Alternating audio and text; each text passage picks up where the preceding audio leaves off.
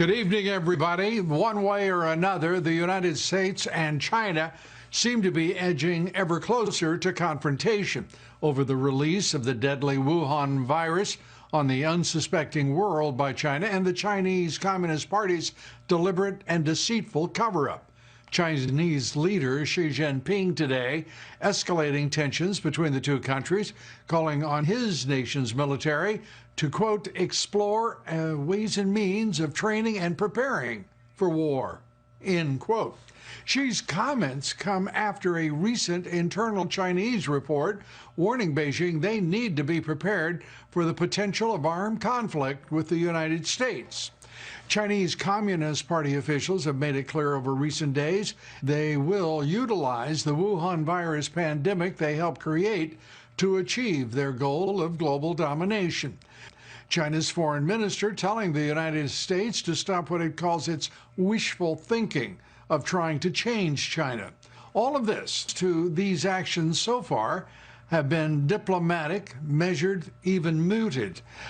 President Trump and his administration threatening to impose economic sanctions against China should they choose to continue their provocative rhetoric and actions against the Western world.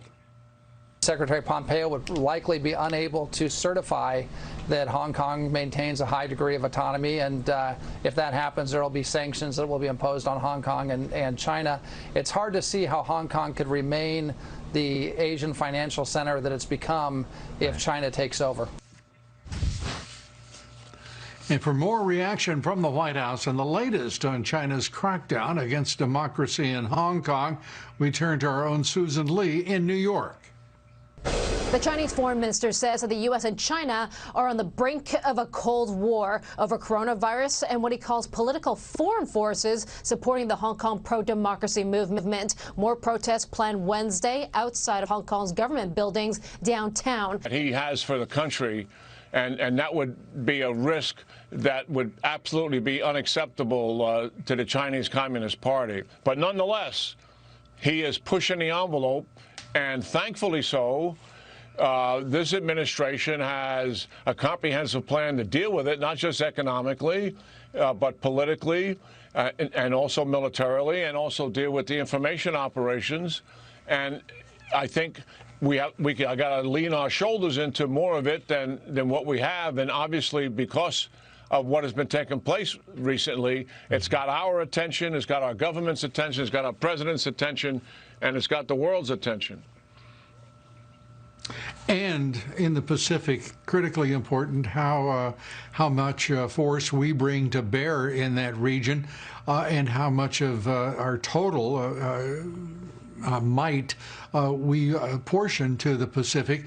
It looks as though we're going to have to concentrate a considerable amount of our fleet as perhaps never before. Yeah, you're absolutely right about that, Lou. You put your finger on one of the problems that we have. Is China has added to their military capacity to a point where they put a lot of our systems, military systems, at risk and vulnerable. So that a couple of things we're going to have to do. One is reposition forces and add a greater priority to the Asia Pacific, as you're suggesting.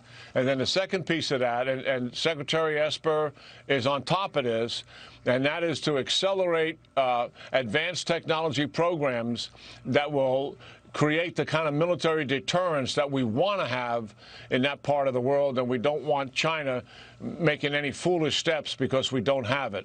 That'll take a while to get, but fortunately we've had 3 solid budgets, and we need a number of years more to be able to complete.